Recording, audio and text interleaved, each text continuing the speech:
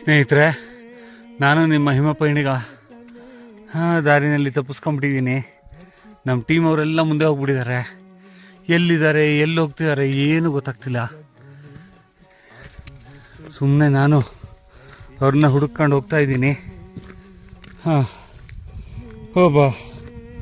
ಹೆಚ್ಚು ಕಡಿಮೆ 11,000 ಅಡಿ ಎತ್ತರದಲ್ಲಿದ್ದೀವಿ. ಚಳಿನೂ ಜೋರಾಗಿದೆ. ನೋಡ್ಬೋದು ನೀವು, ಐಸು ಸುತ್ತಲೂ ಐಸು. ಅದ್ರ ಮಧ್ಯದಲ್ಲಿ ನಡ್ಕೊಂಡು ಹೋಗಿರೋ ದಾರಿ ಇರೋದ್ರಿಂದ ಅದನ್ನು ಫಾಲೋ ಮಾಡ್ಕೊಂಡು ಹೋಗ್ತಾ ಇದ್ದೀನಿ.